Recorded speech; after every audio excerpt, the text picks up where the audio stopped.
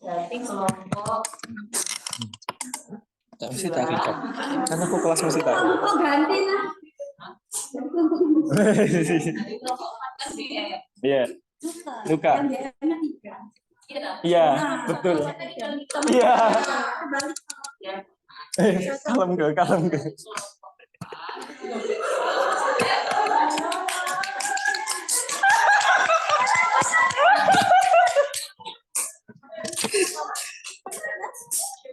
Iya sih lagi. Benar. Ya benar.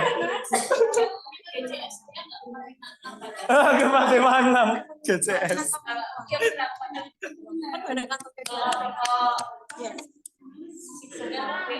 Ya.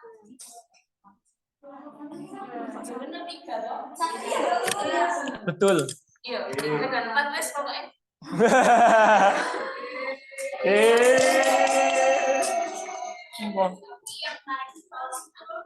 Jadi hari ini kita akan bahas apa ini? dan UK. Ya, kayaknya jadwalnya nggak mungkin dari jam 7 sampai jam 8. Berapa SKS?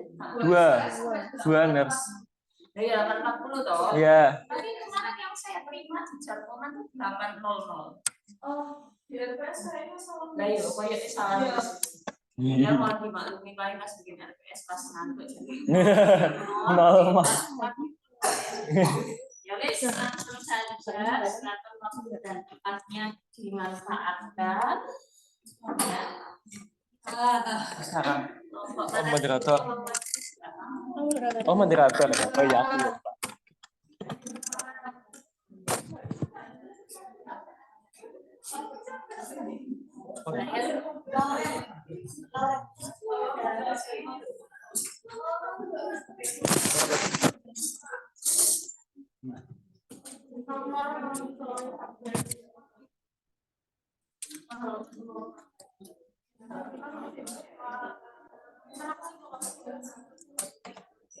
Kelompok berapa dulu tadi?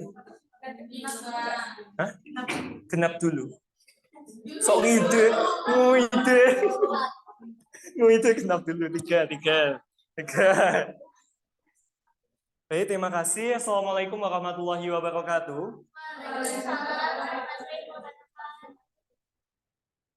Selamat pagi semuanya, salam sejahtera bagi kita semua. Om Swastiastu, Namo Buddhaya, salam kebajikan. Yang kami hormati Nurse Elvira Sari Dewi selaku dosen pengampu mata kuliah nutrisi klinik dan juga semua teman-teman yang tampaknya berbahagia di pagi yang cerah ini. Di sini saya Isal di sini selaku moderator untuk memimpin jalannya diskusi dan presentasi dari kelompok 3 dan 4. Untuk kelompok 3 dan 4 mungkin bisa switch dulu aja. Oh gitu. Mungkin bisa langsung switch aja dari perwakilan. Baik, mungkin Ibu Adinda, silakan Darla, mungkin bisa switch sama siapa? Valen ya? So.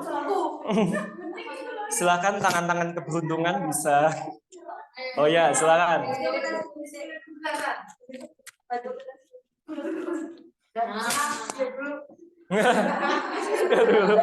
Baik, silakan perwakilan kelompoknya Bening bisa langsung mempersiapkan diri dan kelompoknya Dinda bisa bersiap diri untuk mobilisasinya biar cepat ya.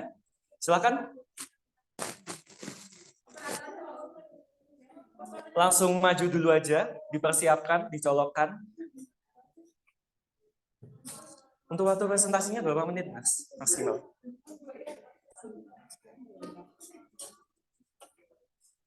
Uh, 15 menit saja ya. Beserta tanya jawab. Enggak tanya jawabnya di akhir aja. Di akhir ya. Ya ada tanya jawab ya. Iya. 10 menit aja wes ya, cukup enggak? 10 menit sama tanya jawabnya 5 menit ya. Baik. Nanti kita bahas ya. Baik, untuk waktunya dari sekitar 10 menit silakan dipersiapkan. Yuk, bisa maju. Sudah siap, Pak? Sasarannya ke siapa? Mahasiswa. Everyone, semua orang. Ini ya teman-teman, jadi untuk presentasi kelompok 3, nutrisi bijak untuk diabetes dan masalah tiroid, berarti kalian posisinya sebagai masyarakat umum ya. Ya, silakan mau jadi ibu-ibu, bapak-bapak, dan siapapun itu silakan ya. Untuk waktunya 10 menit dimulai dari kata pertama.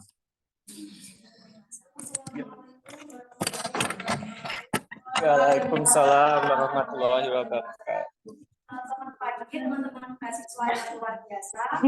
Perkenalkan, kami dari mahasiswa perawatan Universitas Brawijaya. Kalian bisa mengatakan saya sama Maira. Nah, maksud kami di sini berdiri di depan teman-teman yang luar biasa ini, kami akan melakukan penyuluhan mengenai nutrisi bijak untuk diabetes dan masalah tiroid, tetapi usia tak menjadi penggalan.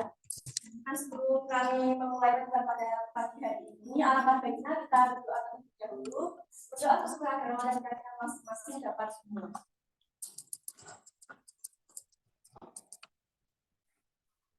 Sudah dapat berdoa karena sesungguhnya jangan takut dalam berdoa. Di sini kami meminta waktu selama kurang lebih 10 menit. Apakah dari teman-teman bersedia? Baik, langsung saja kita mulai dengan pelajaran. Yang kami bahas di sini yaitu mengenai makanan yang dianjurkan serta makanan yang dihindari, dan tak lupa juga mengenai interaksi makanan dan obatnya pada penderita diabetes mellitus, hipotiroid, dan hipotiroid. Nah, sebelumnya kita berbicara dulu mengenai diabetes mellitus. Dan diabetes mellitus atau yang kita akrab sebut dengan kencing manis itu merupakan penyakit gangguan metabolisme yang menyebabkan tingginya kadar gula darah di atas normal. Nah, penting untuk diingat bahwa rekomendasi diet untuk diabetes mellitus dapat bervariasi tergantung pada jenis diabetes, tingkat kontrol gula darah, serta faktor individu seperti usia, aktivitas fisik, atau kondisi kesehatan secara umum. Di sini kami sudah merangkum dari jenis usia. Yang pertama yaitu ada anak-anak. Nah, pada anak-anak ini sayuran yang wajib dikonsumsi atau disarankan konsumsi yaitu sayuran segar seperti brokoli, wortel, dan kacang hijau. Lalu untuk buah-buahannya, baiklah sebaiknya mengonsumsi buah-buahan yang penuh gula seperti apel, buah pir, dan juga stroberi. Nah, kalau sumber proteinnya bagaimana? Nah, sumber protein yang aman konsumsi untuk anak-anak yaitu roti yaitu ayam tanpa kulit, ikan, dan juga tahu. Untuk karbohidrat kompleksnya itu seperti roti gandum utuh, beras merah, dan oatmeal. Kemudian anak-anak itu juga disarankan untuk mengonsumsi makanan tinggi serat seperti kacang-kacangan, lentil, dan sayuran hijau berjauh. Kalau pada dewasa, yaitu pada orang-orang yang seumuran seperti kita, dewasa dengan diabetes juga memiliki diet seimbang yang mengendalikan gula darah dan berfokus pada makanan bernutrisi. Makanan bernutrisi itu bisa seperti sayuran aneka warna seperti brokoli, bayam, dan wortel, serta buah-buahan segar seperti beri, jeruk, dan juga apel. Nah, protein dan lemak yang harus kita konsumsi, yang disarankan untuk kita konsumsi itu daging tanpa lemak, ikan, dan juga tahu. Untuk karbohidratnya itu seperti beras merah, quinoa, dan juga. Nah, sama seperti yang pada anak-anak itu kita juga harus mengkonsumsi makanan kaya serat seperti kacang dan juga sayuran hijau. Yang kita ke lansia itu kurang lebih sebenarnya sama, cuma kalau lansia itu harus lebih ketat gitu ya pemantauannya. Nah, diabetes yang sehat pada lansia itu harus selalu disesuaikan dengan kondisi kesehatan dan perubahan yang mungkin terjadi seiring waktu.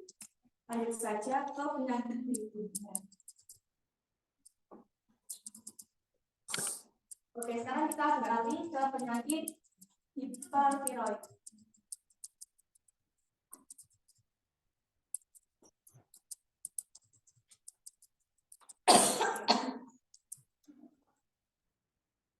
Baik, dokter. Oke, baik.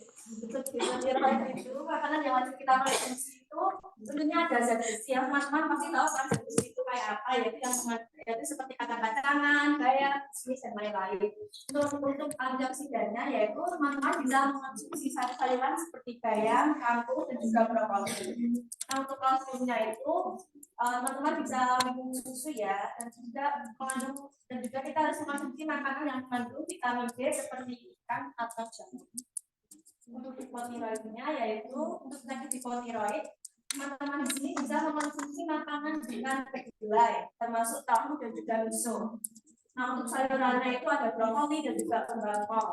Terus teman-teman juga untuk makanan selanjutnya yaitu makanan berlemak seperti mentega, daging dan segala sesuatu seperti gorengan dan juga makanan pedas itu harus dihindari. Nah, selanjutnya itu ada infeksi makanan dari obat. Dari diabetes itu pasien akan diabetes, tapi menerima banyak obat poliinflamasi untuk pengobatan dan komplikasi. Selanjutnya ada obat anti diabetes yaitu metformin yang biasanya direkomendasikan untuk penyakit diabetes karena efikasi yang baik tidak itu akan menurunkan yang rendah. Lalu ada beberapa obat lainnya yaitu ranitidin, captopril, dan ciprofloxacin. Kalau makan pemainnya ranitidin dalam penyakit diabetes, di mana perlawanan ini dapat mengendalikan gula darah pada pasien diabetes dengan pengaturan 3J, jadwal, jenis, dan jumlah makanan yang diperlukan untuk mengontrol kadar gula darah. Penderita diabetes sendiri harus menghindari makanan yang tinggi akan karbohidrat atau gula, karena dapat meningkatkan kadar gula darah secara drastis. Diet yang tepat atau pengaturan pola makan adalah bagian yang penting dari penanganan dari penyakit diabetes sendiri. Selanjutnya ada hipertiroid. Di sini dari anak-anak pengobatan hipertiroid adalah pengobatan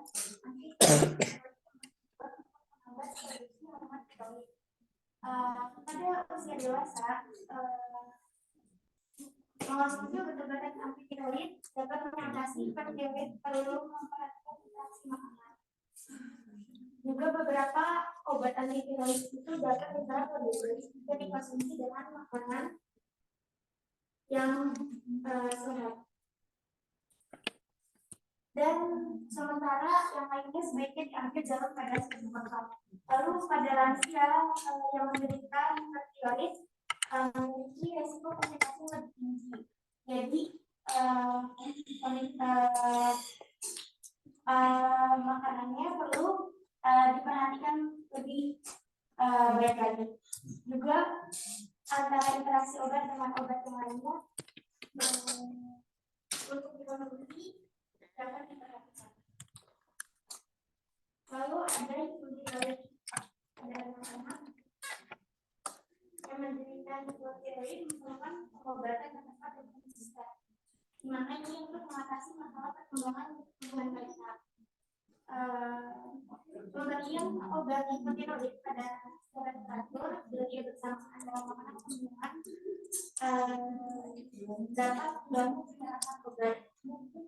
Sebaiknya berikan obat yang pada setengah jam hingga 1 jam sebelum makan atau 2 hingga 4 jam setelah makan untuk menggunakan yang optimal. Contoh pada dewasa, pasien dewasa yang menderita hipotiroid perlu mengambil obat mereka secara teratur untuk menjaga kadar hormon tiroidnya dalam tubuh. Interaksi makanan secara banyak obat hipotiroid biasanya disesuaikan dengan makanan yang mengandung zat tinggi, kalsium, dan besi.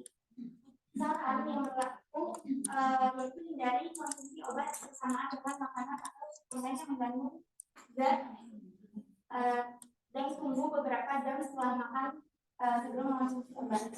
Lalu pada lansia interaksi obat dan makanan itu lebih kompleks lagi karena sering adanya kondisi di mana memiliki pola kesehatan lain yang memerlukan obat tambahan.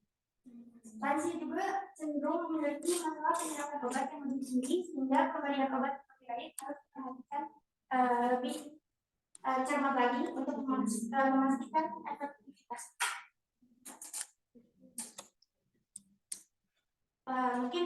sekian dari kelompok kami. Apakah ada yang ingin bertanya?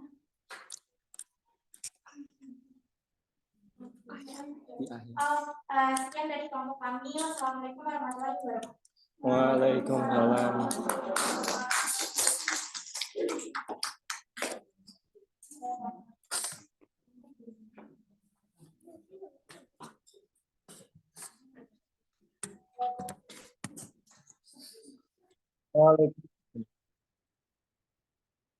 Waalaikumsalam warahmatullahi wabarakatuh. Sekali lagi kita berikan tepuk tangan ke kelompok 3. Baik, untuk mempersingkat waktu silakan langsung ke kelompok 4 sebagai penutup presentasi hari ini.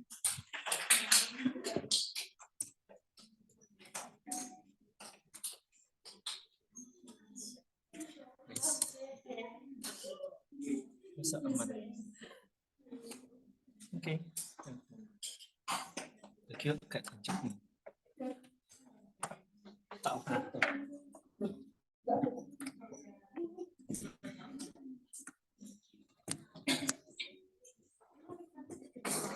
Device-nya mana?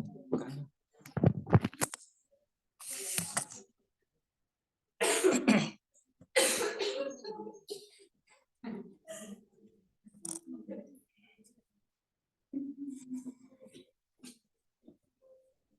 Assalamualaikum warahmatullahi wabarakatuh. Waalaikumsalam warahmatullahi wabarakatuh.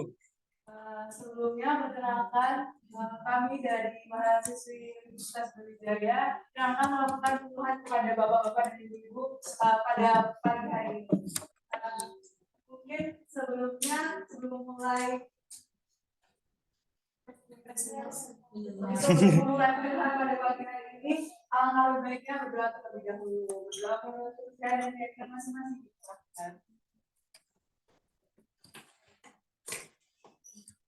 Baik, berdoa dapat disebutkan dalam sebelumnya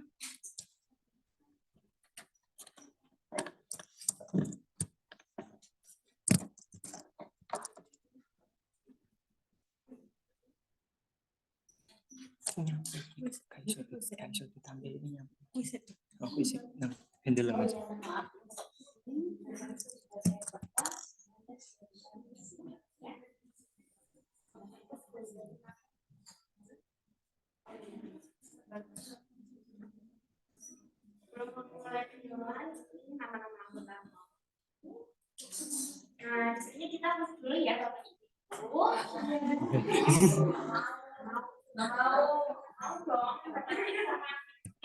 Iya. Nah, apa sih tujuan utama asuransi pada pasien dengan luka bakar dan luka kronis? A. Meningkatkan resiko infeksi. B. Meningkatkan resiko malnutrisi. C. Meningkatkan proses penyembuhan luka. D. Meningkatkan rasanya pasien. D.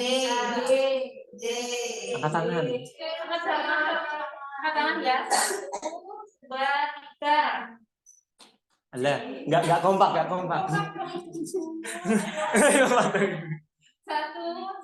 3. Sama, ikut sama.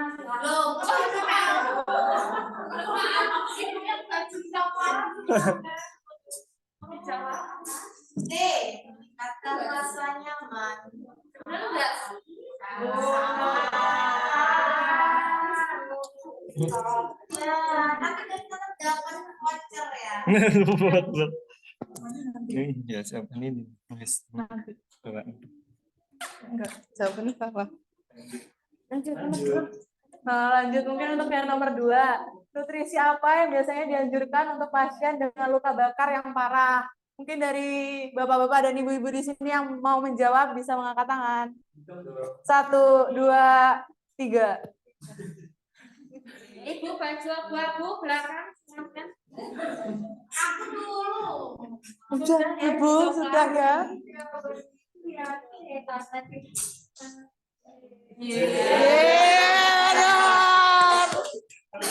Ya. Gimana nih jawabannya?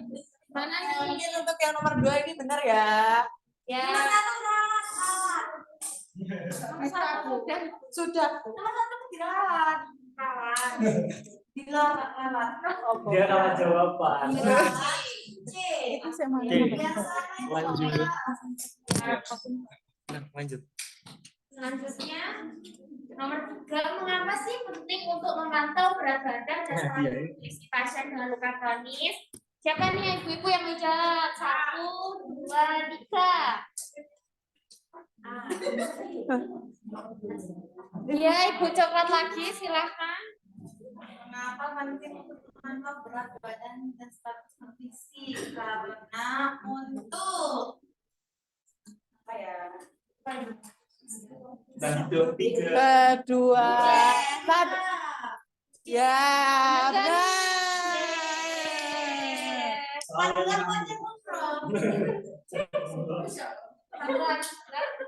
Silakan. Nah, mungkin buat yang selanjutnya, apa yang perlu dihindari dalam diet pasien dengan luka bakar yang sedang dalam proses penyembuhan? Bisa jawab? Yang bisa jawab bisa angkat tangan. 1, 2, 3. Ibu baju hitam.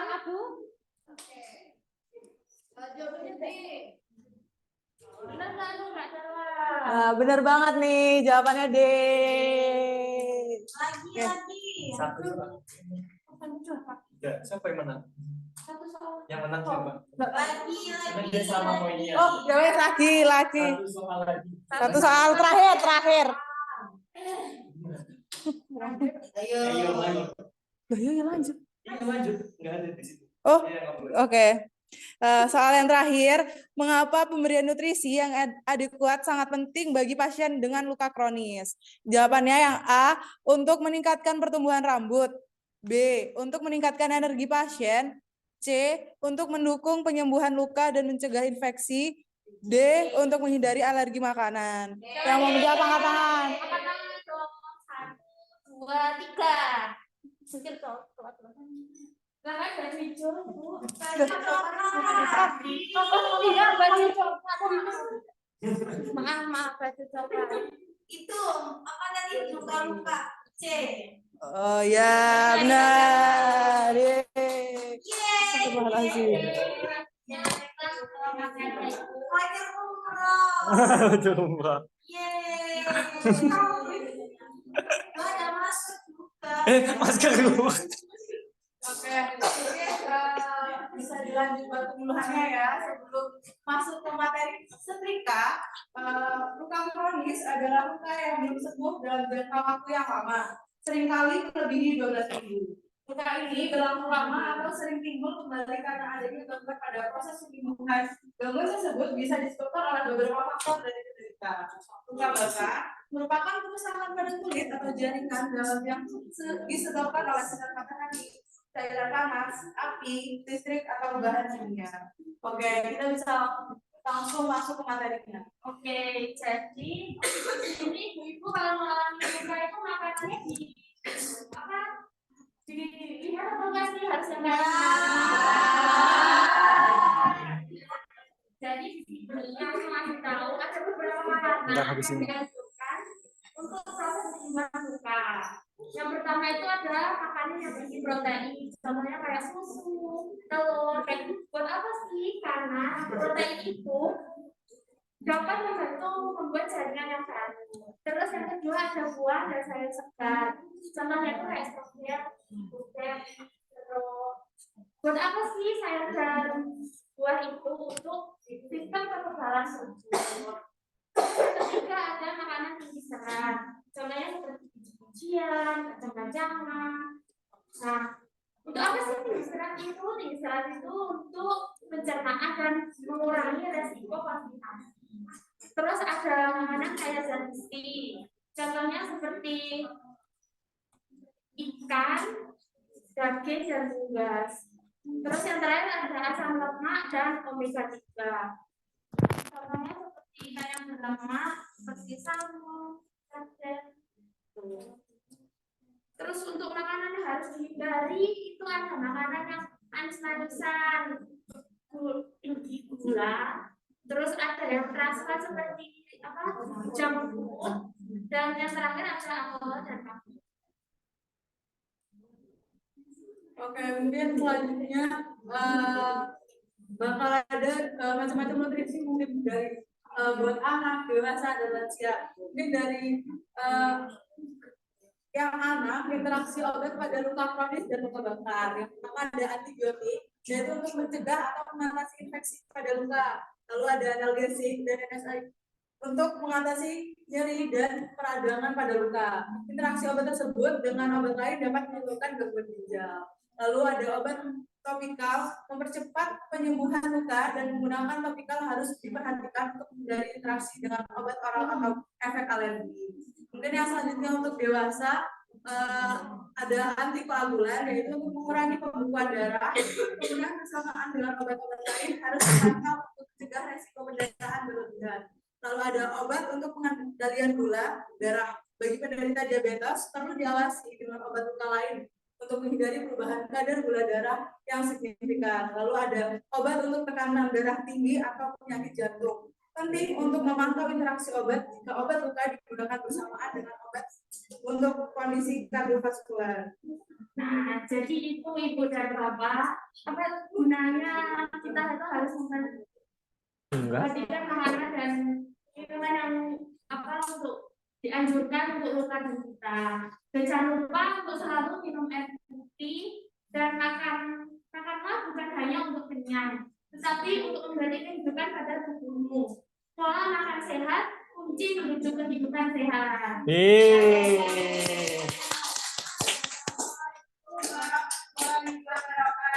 Waalaikumsalam warahmatullahi wabarakatuh.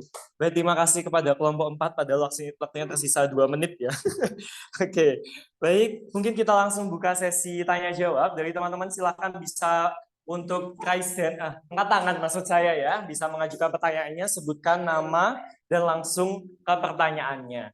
Baik, untuk pertanyaan saya buka dalam 3, 2, 1. Baik, dari yang sini satu dulu ya.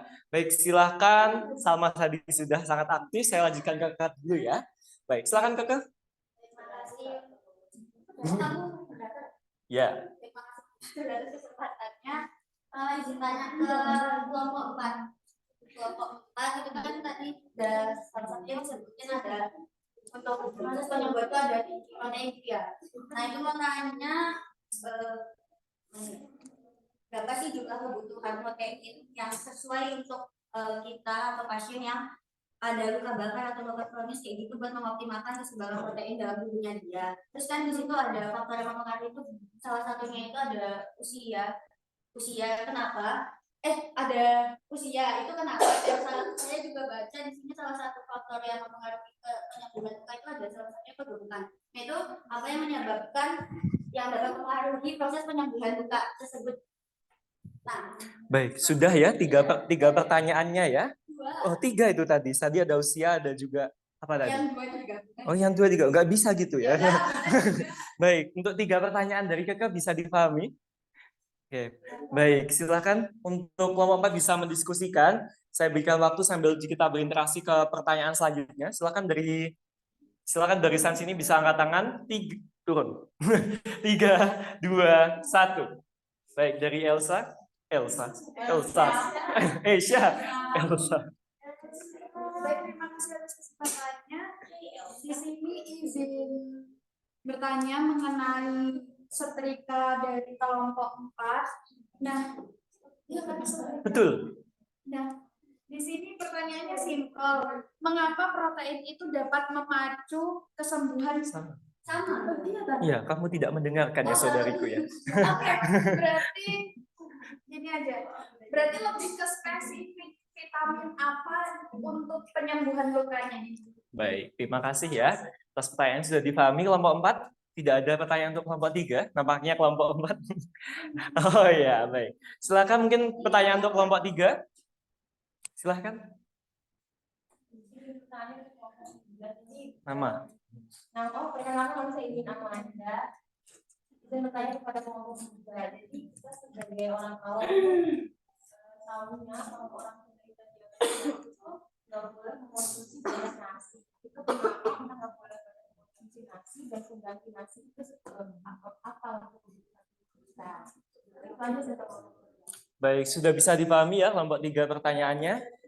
Baik, untuk Mempersingkat waktu, adakah dari kelompok yang ingin menjawab langsung? Dari kelompok 4, apakah sudah ada jawaban? Belum ya? Dari kelompok 3?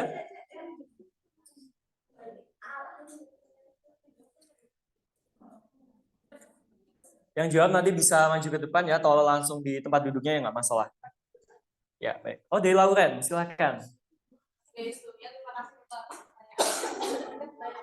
Kira-kira berapa Kebutuhan buat apa namanya pasien dengan luka. pasien dengan luka kronis dan luka. Nah, jadi untuk kebutuhannya sendiri bisa disesuaikan dengan kebutuhan harian protein tiap-tiap individu karena setiap individu punya kebutuhan protein yang berbeda dengan kadarnya. Nah, Dan juga jenis luka ya. Nah, kalau untuk kebutuhan protein individu sendiri itu 1,5 sampai 2 gram per kilogram berat badan per hari. Nah, jadi misalkan pasien tersebut punya berat badan 50 kilo, maka protein yang dibutuhkan kurang lebih 75 sampai 100 gram per hari. Kurang lebih 70 Ya. Itu tadi pertanyaan untuk yang pertama ya, dari kakak ya. Baik. Nah. Isi konfirmasi berarti kalau misalnya dia sakit itu tetap sesuai sama kebutuhan dia sehari-hari. Kalau misal jadi tetap misalkan dia dalam apa namanya perawatan di rumah sakit, tetap disesuaikan dengan kebutuhannya, tetapi tetap dalam pantauan misal ahli gizi atau perawat yang menanganinya saat itu. Karena kan mungkin ketika sedangkan itu ada apa beberapa kayak misal beberapa hal yang mempengaruhi prosesnya, misalkan kayak dia lagi terhadap salah satu protein kan juga sekali buat kakek apa itu buat kebutuhannya tetap disesuaikan sama kebutuhan dari itu, tapi tetap harus dalam pantauan. Sudah menjawab ya di pertanyaan yang pertama ya. Untuk pertanyaan selanjutnya dari kakak, adakah jawaban lagi dari kelompok 4 atau beralih ke kelompok 3? Baik, silakan Bening bisa langsung dijawab. Sebelumnya terima kasih untuk kesempatannya, terima kasih kepada Iin untuk pertanyaan yang nomor 3. Untuk masalah diabetes itu ternyata untuk nutrisi itu di reguler 4 kita dapatnya. Iya. Misalkan itu masalah itu dapat mempengaruhi kadar gula dengan darah atau tersebut. Nah, terus pertanyaannya pertanyaan lanjutannya itu apa sih penggantinya kalau boleh tadi? Sebenarnya nggak harus diganti juga nggak apa-apa. Yang penting itu dikurangi, nggak misal yang sebelumnya itu satu piring full dikurangi itu sesuai dengan kadar glukosa sebelumnya. Terus bisa juga itu diganti ke kayak makanan dari baju jagung itu juga bisa atau mungkin kalau masih pengen makan nasi juga perlu diganti ke nasi yang banyak seperti nasi darah kan itu kan nasi darah juga lebih makanan apa ya?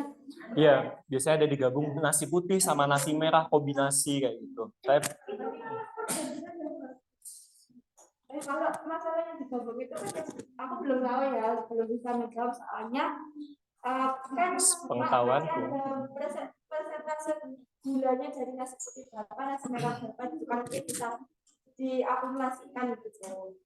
Itu sih dari aku terus itu mungkin bisa diganti ke oat itu kan sudah terus apakah ada konfirmasi lagi? Ya, baik, sudah sangat menjawab ya. Jadi izin mengulangi lagi jawaban Bening yang panjang tadi. Intinya disesuaikan dengan kebutuhan pasien, jadi bisa dikurangi bukan berarti tidak boleh juga ya. Karena kan kalau orang Indonesia kalau nggak makan nasi katanya belum makan gitu ya. Bahkan kita makan roti sama-sama karbohidratnya belum makan. Jadi disesuaikan dengan aspek biopsikososio-spiritualnya pasien juga ya. Jadi dengan mengurangi nasi atau kita kombinasi seperti yang sarannya Elsa tadi ya. Jadi ada nasi putih dan nasi merah juga kayak gitu. Ada tanggapan dari teman-teman terkait pertanyaan ini? Boleh, silahkan. Ya ini jadi yang saya tahu itu waktu baca-baca waktu itu sebenarnya juga udah dijelasin sama siapa itu kalau nasi putih itu sebenarnya juga ada kandung lemak sama protein juga, tapi dia nggak gede, jadi lemaknya kayak sekitar 2%, proteinnya 8% kayak gitu doang, tapi dia karbonnya itu kayak 90%. Jadi kan karbon itu kan ya tadi kayak ada dikatakan berdikan dia mengandung glukosa, jadi nggak begitu baik sama pasien yang diabetes yang mana dia kan kalau diabetes ya harus dikurangi glukosanya kan kayak gitu, jadi mungkin bisa diganti kayak tadi nasi merah atau mungkin Beras bisa jagung. kan dikurangi porsinya gitu. Ya, intinya tetap dikonsultasikan sama ahli gizi ya, gitu. Terus untuk pertanyaan di kelompok 4, ada mau tambahan jawaban lagi? Pertanyaan kedua dari Kakak ya. Baik. Tadi yang pertama kan tadi sudah terjawab ya, jumlah kebutuhan proteinnya ya. Jadi disesuaikan dengan kondisi lukanya pasien juga. Karena kan ada kalau luka bakar kan derajat 1, 2, 3, dan 4. Yang itu pun kebutuhan nutrisinya pun juga harus disesuaikan juga dengan ahli gizi juga. Jadi kita kolaborasi. Dari Darla mau menjawab? Ke Mungkin di sini kalau usia merupakan suatu faktor proses penyebab karena kecepatan perbaikan sel berlangsung sejalan dengan pertumbuhan atau kematangan usia seseorang. Namun selanjutnya proses penuaan dapat memperlambat proses perbaikan sel sehingga dapat memperlambat proses penyembuhan luka. Nah, untuk pertumbuhan sendiri dapat menghambat penyembuhan luka karena lemak yang berlebih dapat mempengaruhi aliran darah fungsional. Iya, itu secara sederhananya ya. Kalau kita bahas nanti ke perawatannya akan lebih jauh lagi ya. Tapi intinya kalau lebihnya seperti itu dari Kakak? Sudah ya. Ininya kalau usia itu kan mempengaruhi dari regenerasi sel, ininya selnya sudah mulai menua dan fungsi tubuhnya juga menurun ya. Dan di anak-anak juga bahkan lebih cepat seperti itu. Jadi adakah lagi jawaban dari kelompok 4? Ada yang mau menanggapi juga mungkin dari jawabannya Darla atau diskusi dari Kakak juga? Tidak ada? Lauren mau menambahkan? Oh iya. Dari pertanyaannya Asia, sudah ada jawaban dari kelompok 4? Mau tanya lagi?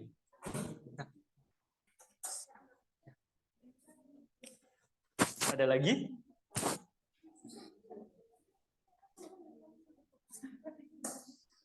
Baik, saya berikan kesempatan sampai jam 8.08 ya. Oh ya pas, 8.09. 1 menit lagi. Mungkin ada hal yang ingin didiskusikan atau tanggapan, bukan pertanyaan ya, tetapi silahkan. Firly mungkin didiskusikan bersama, bukan untuk satu kelompok boleh. Gimana?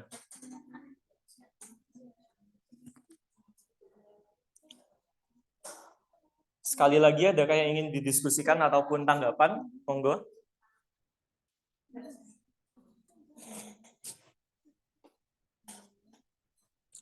Sudah siap? Kelompok 4? Silahkan. Asia.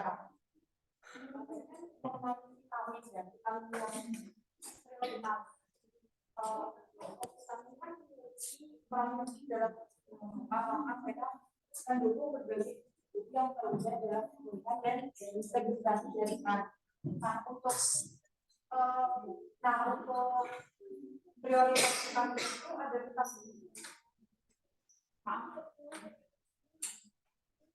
izin menjawab kembali.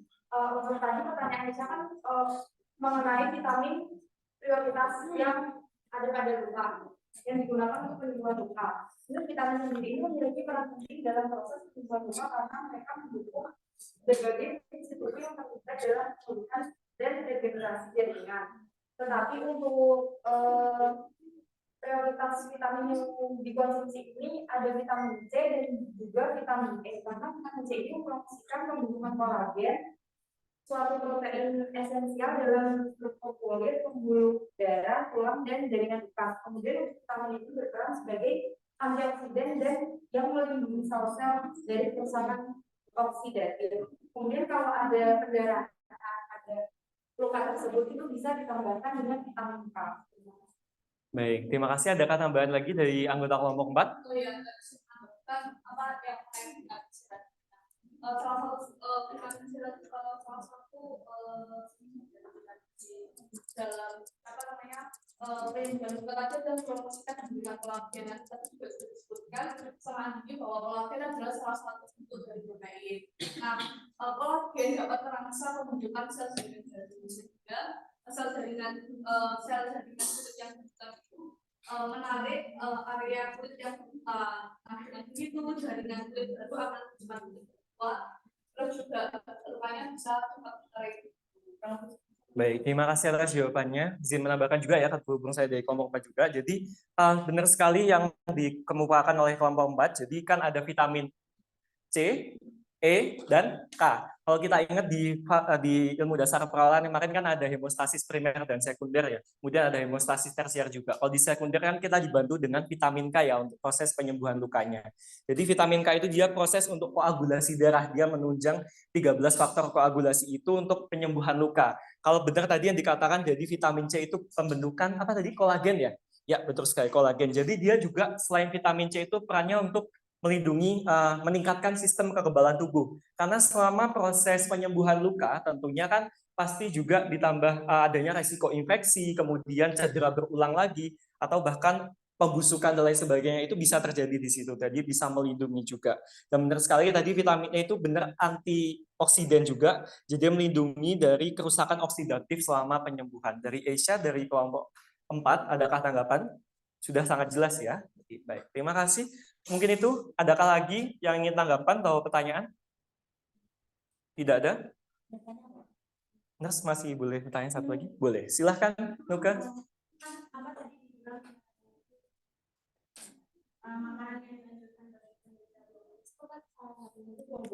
Betul.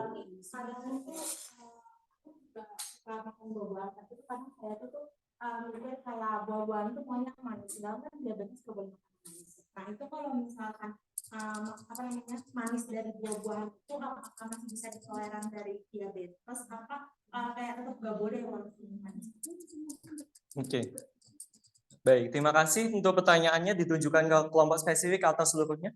Atau kelompok 4 saja tadi? Diabetes saja. Oh, diabetes ya. Baik, silahkan. Masih menunggu ya.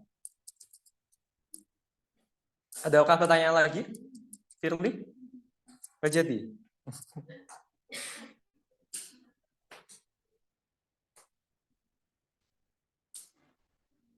Adakah lagi tanggapan atau pertanyaan? Silahkan. Sekali lagi. Tidak ada? Baik, silakan kelompok 3 bisa. Oh ya, sabar. Baik.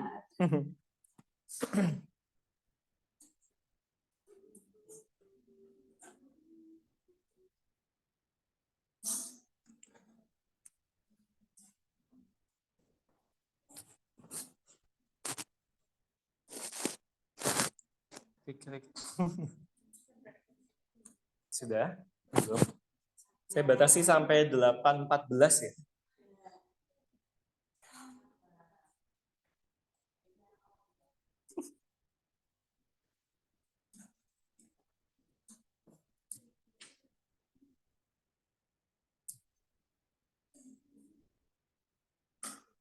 Terima kasih untuk pertanyaannya.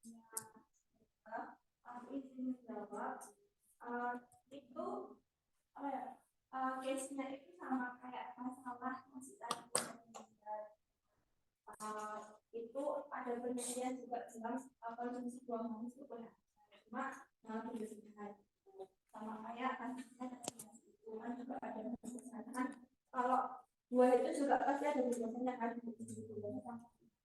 jadi jangan beli aja kalau misal buah itu yang ada, tapi lebih dianjurkan supaya yang sedikit asam kayak di apel, tapi kan apel sama apel itu masih ada nggak yang manis banget, tapi ya masih cukup gitu loh buat dia. Terima kasih. Ya, baik. Jadi saya mengulangi lagi ya. Tadi jawabannya dari Bening itu intinya fokusnya tetap sama kayak kasusnya nasi tadi, tetapi jumlahnya yang dibatasi juga. Jadi pasti ada batas yang ditoleransi ya Bening ya. Betul.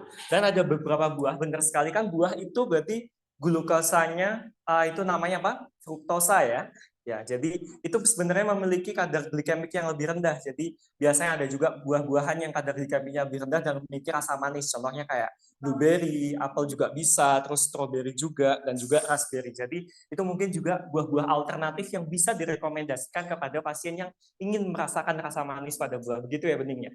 Baik, bisa diterima Nuka? Tanggapan dari teman-teman yang lain, adakah yang ingin menambahkan atau apa? Oh boleh, silakan.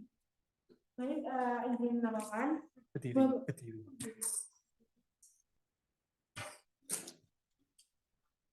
Izin menambahkan, untuk buah yang kayak tidak boleh dimakan oleh penderita diabetes, buah-buahan memang baik untuk dikonsumsi oleh para penderita diabetes. Namun, tentu saja ada beberapa buah yang perlu dihindari oleh penderita diabetes, kayak karena mengandung gula yang tinggi. Yang saya tahu ya, contohnya kayak durian gitu sih. Terima kasih. Oh, Yang itu kayak, durian ya. ya, yang saya tahu itu. Terima kasih. Iya, baik. Terima kasih. Dan Nuka, apakah ada tambahan ini dari ada tanggapannya? Ada? Sudah ya, cukup ya. Terima kasih Firly atas insight barunya. Kalau lebihnya seperti itu, adakah yang ingin ditanyakan lagi atau didiskusikan? Tidak ada. Saya tutup dalam 3, 2, 1. Baik, terima kasih. Kita akhiri sesi tanya jawabnya. Berikan aplaus untuk kita semuanya. Untuk selanjutnya saya berikan sesi feedback dari Nurse Elvira. Kalau lebihnya cukup dari saya, sekian saya Isal. Wassalamualaikum warahmatullahi wabarakatuh.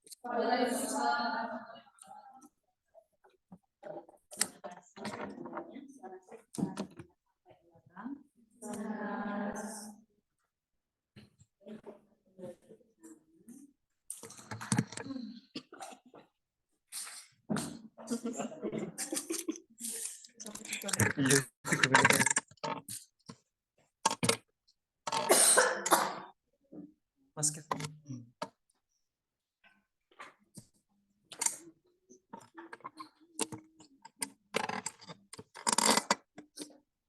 Lu nangis. Iya. Aku pengen maju bin malah.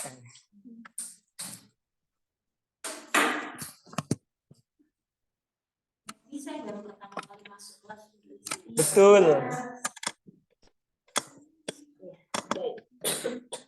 Bicara soal nutrisi itu panjang dan pekan kemarin saya berkesempatan untuk diskusi terkait nutrisi pada diabetes mellitus ini di kancah internasional, di mana di sana ternyata banyak banget orang yang concern terkait nutrisi. Apalagi juga banyak nutrisionis juga sih. Tapi kalau kita ngobrol soal ilmu, dalam hal ini adalah nutrisi ya. Nah, di sini kita tidak mempelajari itu sebagai profesi kita. Maksud saya. Jadi di kancah ini, di sesi ini itu kita belajar terkait nutrisi itu sendiri. Menutup mata terkait apakah kita dari perawat, dietitian, atau dari akademisi dan sebagainya. Nah, terus kalau ini kebetulan ada contoh makanan porsi di Indonesia. Mungkin kita tahu biasanya segini ya porsinya. Iya. Ya kan? Jadi kadang kalau kita makan ya porsinya segini, nasinya segini gitu. Dan ketika kita baca textbook, kita lihat dulu itu yang nulis dari mana dulu gitu. Karena kalau dibilang satu porsi, porsinya orang Indonesia sama porsinya orang Taiwan, porsinya orang Jepang, porsinya orang Singapura, porsinya orang Australia itu berbeda. Betul. Jadi kalau kita mungkin makan mie ayam biasanya harganya berapa? 7.000. 10. Ya. 18. Oh, wi. Gak mie mewah itu. Ya, toppingnya banyak, ya kan? Iya. Tapi ya porsinya semangkok itu kan yang ada tulisannya rasa itu kan. Iya. Kecuali kita mungkin nambah sedikit atau ada dia mempunyai tawaran yang lebih menarik daripada penjual yang lain, dia mangkoknya agak gede, minyak ditumpuk, pernah lihat? Benar. Nah, mungkin harganya masih 24.000, ya kan? Nah, kalau di contohnya di Taiwan, itu satu porsi mie ayam harganya 120.000. Ya mie ayam biasa, cuman porsinya gede banget. Gede banget. Jadi mangkoknya itu gede banget. Dan itu mereka untuk satu porsi orang. Wow. Oh iya, beda banget ya. Jadi anjlok banget tapi ada. Bedanya kita di sini kemana-mana naik motor, Di sana jalan. Imbang. Oh, dan mereka balance sama aktivitas. dan untuk ya ada sih negara yang di mana-mana kayak di tempat kita ini enak banget kan. Dan ini orang jualan kita mau mana Iya, betul. hampir di setiap dekat rumah kita pasti ada orang jualan makanan itu gitu. Iya, betul. Nah, kalau di suatu daerah mungkin misal contohnya resto Indo ya hanya ada di daerah itu. Jadi untuk mencapai tempat itu, untuk makan itu dia harus jalan dulu ke sana, gitu. Dan misal contohnya yang muslim harus mencari yang halal ya harus jalan dulu yang halal ke sana. Gitu. Nah, jadi ketika kita diskusi terkait negara develop dan developing, ya, negara berkembang dan negara maju,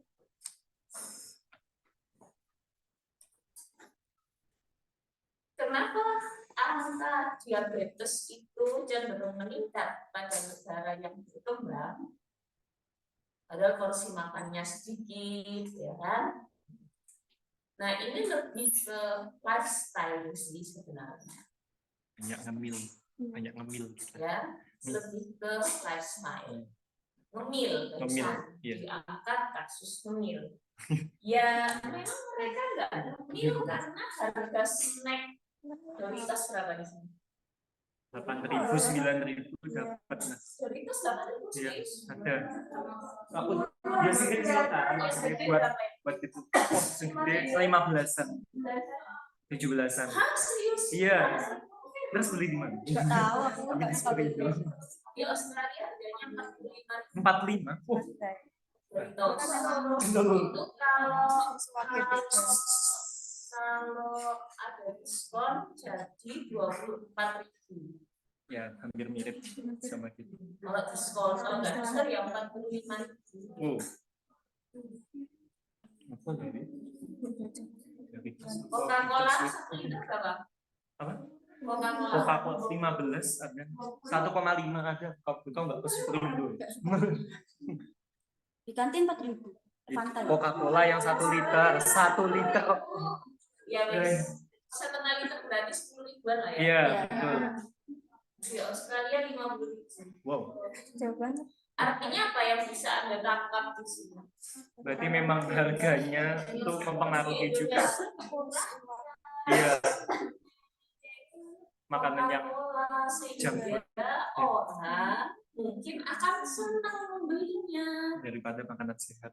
Nah, kalau di sana yang mikirnya mau beli enggak wes aku tak minum air putih aja, kurangnya bisa dibuat air putih dan gratis kalau satu beli. Kan gitu. Iya ya. Mereka nggak sakit. Nah di sini daripada beli aqua 2.000 sama teh pucuk 2.000 aku beli teh pucuk aja deh. Kan gitu. Iya. Air putih doang. Iya. Sama-sama air. Nggak pernah. Iya enggak? Iya. Air itu sama 50.000 cuman tap waternya berfungsi di sana. Jadi Anda Stasiun di setiap kampus, di setiap jalan itu ada tap water yang bisa buat isi ulang. Jadi botolnya itu benar-benar kita butuh botol. Kalau nggak ada botol kita nggak minum. Iya. Dan pasti kita capek kan jalan dan pasti butuh minum. Oh iya. Dan di sini minum, botol minum kayaknya kadang buat hiasan doang kan. Betul. Ya, itu. Jadi ketika kita bicara nutrisi, sebenarnya juga ada kaitannya dengan porsi, kaitannya dengan lifestyle, dan kaitannya dengan komposisi menunya. Ya, mungkin kalau makanan ya kemarin banyak yang bilang sih, kita di Indonesia itu ada yang bilang nasi sisasi. Sisa sisasi. Sisa. Bukan, jadi kalau nggak pakai nasi nggak bisa. Oh iya betul. Oh, nggak nasi nggak makan. Iya. Kalau nggak nasi nggak makan. Bukan nasi nggak makan. Iya. Nggak, pemilnya roti. Roti Lebih cemilan. selesai makan pemilnya roti. Saya juga pernah gitu. Pernah. Tapi di negara lain roti itu ternyata buat breakfast. Iya. Iya. Jadi makannya 2 slice roti bisa dipanggang atau Itu dikasih nggak larang. dikasih oat, dikasih susu, Yogurt. Yogurt. sama yang jarang pakai yogurt, terus jus. Jus. Memang ada minyak. Itu tiap hari. Iya. Oh, Karena asli Jawa nggak banyak. iya, minyak. enak. Kejuan. Makanya toaster itu kan sangat booming di setiap rumah di sana. Kalau kita kayaknya hanya orang yang suka roti atau mungkin buat ya kalau sesekali pengen makan itu makan toast, mungkin kita akan memakainya, ya kan? Iya. Atau kalau enggak bentuklah toaster kita bisa Pakai teflon. teflon ya kan? Iya betul. Ya itu. Jadi ngobrol soal makanan dikaitkan dengan penyakit itu sangat multifaktorial. Iya. Ya. Dan ketika kita ngobrol soal makanan, ada yang disebut makanan yang dianjurkan dan makanan yang perlu dibatasi. Tidak boleh. Pada prinsipnya, makanan yang dianjurkan jangan makannya jangan banyak-banyak. Iya. Jadi memang harusnya Pas. Makanan yang dibatasi itu juga tidak 100% kita nggak boleh makan gitu loh. Iya. Kita masih boleh icip kok. Icip nggak akan membangkitkan penyakitnya kok. Iya. Gitu. Terus yang penting itu nutrisinya terpenuhi. Contoh luka bakar. Banyak orang yang luka itu kadang bilang jangan makan ikan, jangan makan ayam, nanti gatel. Gitu ya. Iya. Padahal digalamkan dengan ikan, digalamkan dengan ayam itu terkandung protein yang tinggi. Dan pada saat orang yang mempunyai luka bakar, misal ada di daerah perut atau di daerah punggung, ini kan pasti sangat nyeri di daerah sana. Dan ketika daerah sana nyeri, kira-kira dalam buang air kecil, buang air besar terganggu nggak? Terganggu. Nah, apalagi kalau dia terganggu atau mungkin dia harus bed rest. Ketika dia harus bed rest lama, otomatis mobilitas ususnya kan turun. Iya. Artinya dia harus dibantu dengan serat tinggi. Tapi juga harus diperhatikan apakah orang itu mempunyai alergi atau tidak. Mempunyai yang sekarang banyak intoleransi terhadap makanan atau tidak. Karena jika dia mempunyai intoleransi, perutnya bisa berefek kembung atau berefek diare. Kalau dia berefek kembung, ya, maka dia akan sulit buang air besar. Walaupun ada nasi serat yang banyak, tapi dia intoleransi terhadap serat tersebut, maka pasien itu bisa kembung. Kayak mau ada luka di perutnya, terus dia kembung, betapa dia tersiksanya. Iya. Ya, nah untuk mencari tadi apakah orang ini intoleransi atau tidak, itu memang biasanya kita memperhatikan asupan kita. Jadi kalau habis makan ini kok selalu gini ya. Tapi kalau orang pencernaannya baik-baik saja, ya itu sangat menyenangkan. Ya, jadi rezeki di dunia ini itu termasuk salah satunya Sehat. bisa makan apapun. Iya betul, nggak alergi apapun. Baik, saya ada sedikit slide terkait dengan nutrisi terhadap luka bakar. Diabetes mellitus dulu deh. Baru ya. Masih ada 10 menit ya. Iya. Ada PPT-nya. Bukan buka PPT-nya. Ada. Buka dong. Nah, jadi kalau kita ngobrol soal diabetes mellitus, Buka PPT-nya.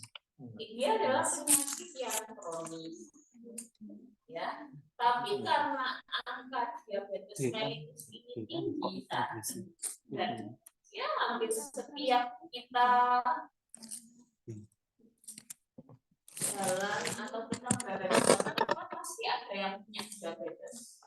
Dan bahkan saya mempunyai teman yang seusia saya itu sudah terkena diabetes. Jadi awal mulanya dulu dia sebelum ketemu punya diabetes, kami makan bersama.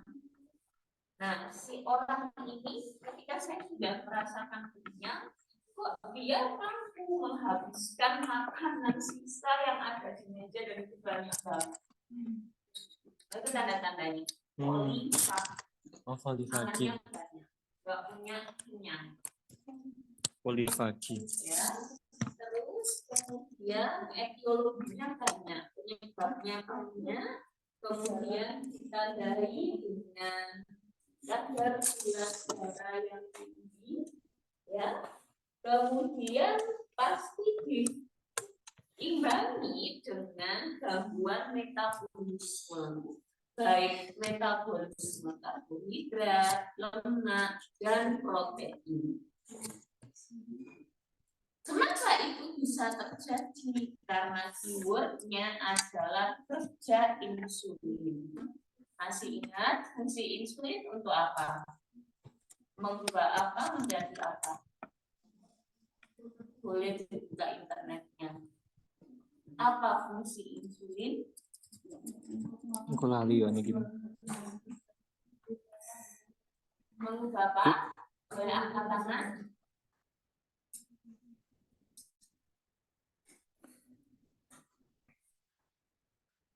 Mengubah apa menjadi apa? Glukosa dan glikogen.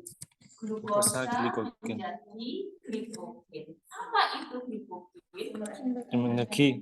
Sumber energi. Jadi harapannya ketika kita makan nasi, makan indomie, makan kopi, dikasih gula, makan toast, makan bakery, makan nasi rendang, makan Sego padang. ya. Sego padang. Itu harapannya sama insulin dirubah menjadi glikogen. Glikogennya akan digunakan sebagai sumber energi.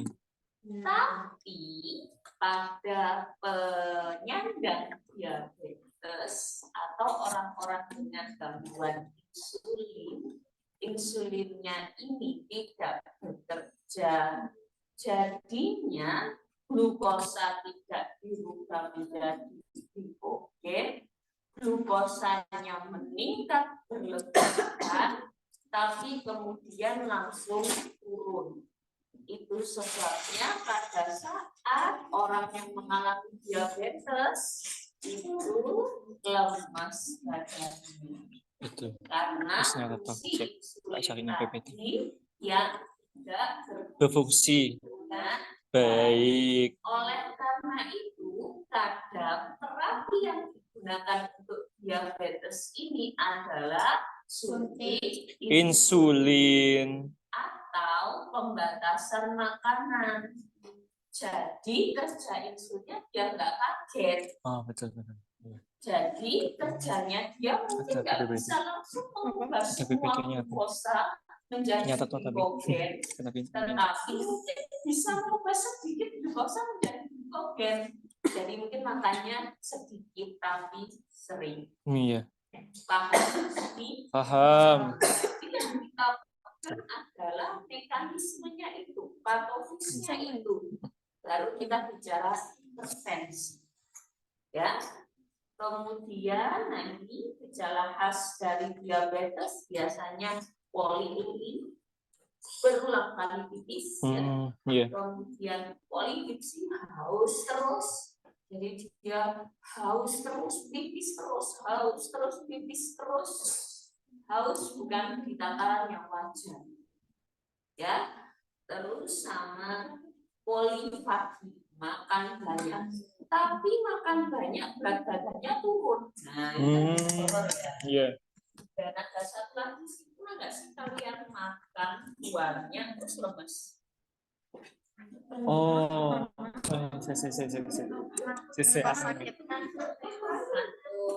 Oh iya. Nah, itu juga termasuk salah satu kerja insulin. Ya, memang kita dianjurkan untuk makan sebelum kenyang. Betul. Tapi kadang lihat makanan enak gitu, ya apa ya, enak ya. Mukbang. Biasanya kan mukbang. Nah, terus untuk tata laksana diabetes mellitus ini biasanya memang harus rajin kontrol. Kenapa ya tadi? Fungsi insulin yang rusak tadi. Nah, insulin yang rusak ini itu biasanya terjadi pada diabetes mellitus tipe 2. Tapi yang tipe 1 insulinnya dari awal lahir itu sudah absensi. Sehingga dia harus disuntik dengan insulin palsu. Seumur hidup. Gitu loh. Iya, maksudnya. Ya. Terus dibantu dengan obat, yaitu supaya kerja insulinnya membaik. Nah, artinya makanan di sini memang sudah ada obat-obatan. Kita kerjanya pada insulin. Artinya fungsi makanan di sini untuk apa? Untuk membantu supaya kerja insulin tadi itu nggak terlalu berat. Karena kalau insulinnya kerjanya terlalu berat, tepar kita. Jadi habis makan lemes, nggak kuat ngapa-ngapain, ngantuk kayak gitu. Ya kalau itu cuma 1 kali 2 kali kita makan banyak. Nah, orang pada diabetes ini tiap hari mereka harus melalui itu. Dan Kita orang dengan screen soalnya. diabetes Nggak masih bisa nyata. berhak melakukan aktivitas kan. Betul. Betul. Nah, sehingga supaya kualitas hidupnya bisa meningkat, maka harus diperbaiki pada bagian. Ya, salah satunya ya dari makanan dan habitnya. Nah, sehingga masalah keperawatan yang biasanya muncul adalah defisit nutrisi karena ketidakmampuan pasien untuk mendapat dan mengolah makanan. Nah, sekarang zaman semakin modern, cara memasak makin banyak, pilihan resto juga makin banyak. Kan? Jadi kayaknya makanan itu nggak melulu harus dimasak seperti itu. Yeah. Tapi bisa dimacam-macam dengan tambahan minyak apa. Jadinya makanan yang kayaknya rumput-rumputan kita makan jadi enak. Oh iya. Ya. Betul. Terus kemudian bisa juga karena kurang pengetahuan tentang gizi esensial. Nah, pengetahuan ini enggak hanya didapat dari bangku kuliah, tetapi juga pengalaman. Misalnya dia punya banyak kenalan atau banyak tempat yang dia kunjungi sehingga dia tahu oh ternyata daunnya pepaya itu bisa dimasak enak banget loh. Padahal biasanya saya kalau masak enak pahit. kukus jadinya pahit kayak gitu ya. Oh ternyata kalau daun pepaya ini digoreng dulu ternyata enak loh. Iya. Ya nggak hanya direbus aja, ternyata digoreng dulu terus dikasih bumbu enak loh. Apa itu Bapak? Kayak gitu, ya. Dan tidak nyaman selama atau setelah makan, disfagia, anoreksia, malas sampai masalah perawatan yang biasanya muncul.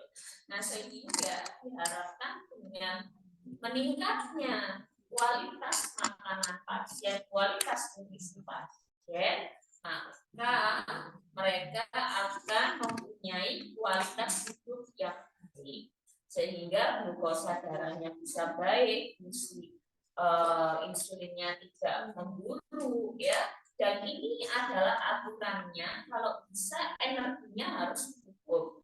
Metabolisme basalnya sekian, proteinnya, lemaknya, karbohidrat, serat. Saya rasa ini tidak hanya untuk diabetes, tetapi untuk kita semua. Betul. Ya, terus kemudian prinsip dietnya juga diperhatikan umur, jenis kelamin, berat badan, aktivitas, semuanya sesuai tadi yang dijelaskan oleh Iya. Kemudian ini makanan yang dianjurkan dan ini makanan yang harus dibatasi.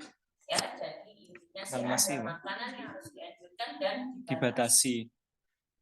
Terus kemudian ada aturannya. Jadi pertama kali sebaiknya makanan ditimbang sampai mencapai diet dan sesuai porsi.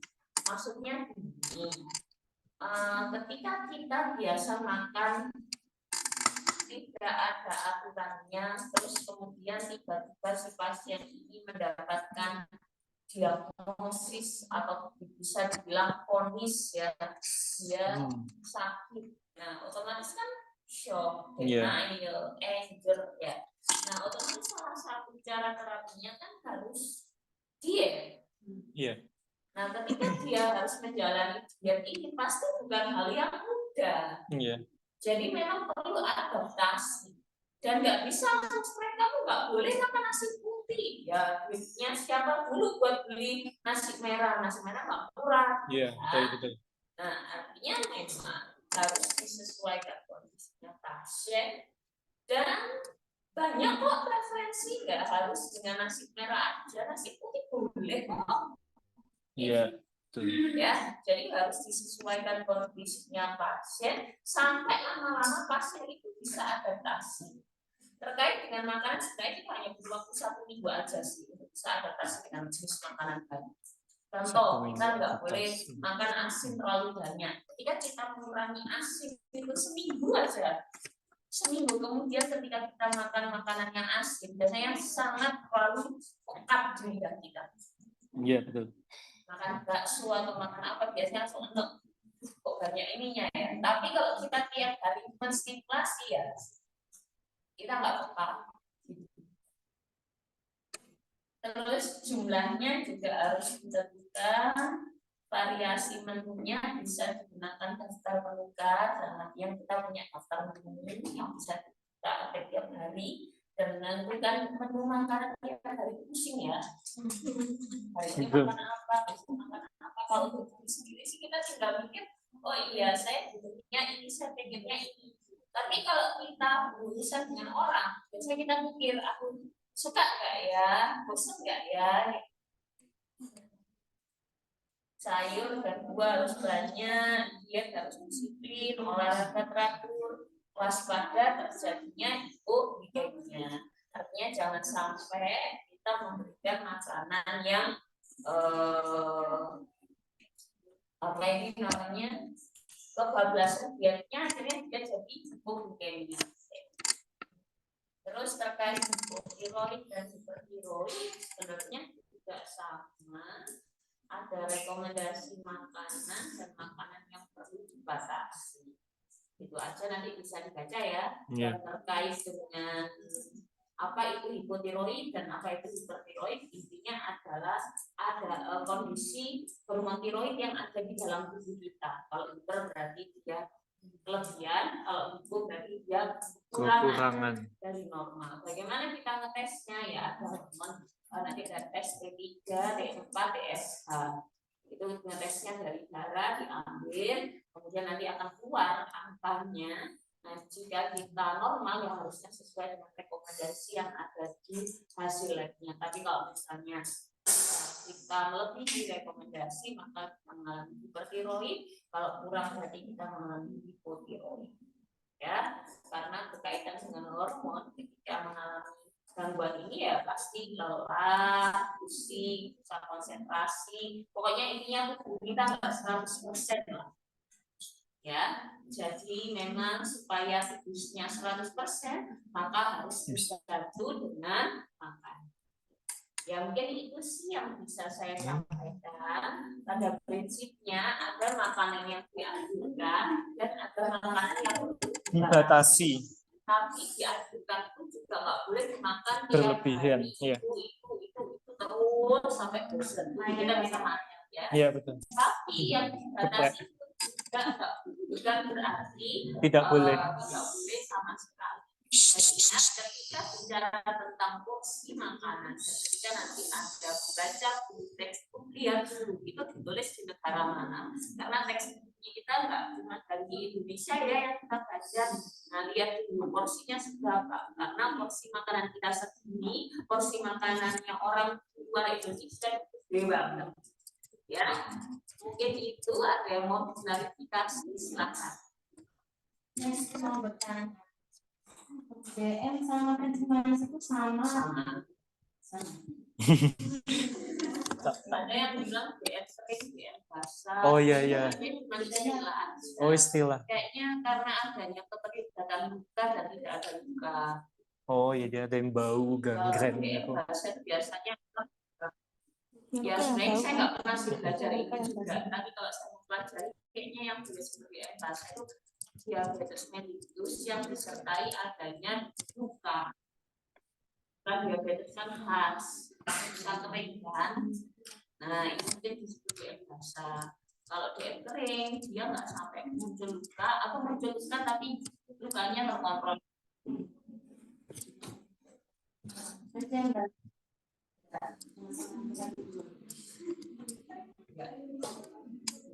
Ada lagi yang perlu diklarifikasi. Ya, jadi semangat untuk belajar tentang nutrisi, dibaca pelan-pelan. Jadi nanti referensinya banyak. Pada intinya sih ya pasti makanannya untuk karbohidrat cukup, protein cukup, ya, serat cukup, vitamin cukup, kan kedua sama lemak cukup. Tidak boleh kita benar-benar batasi lemak, mungkin itu mustahil. Ya.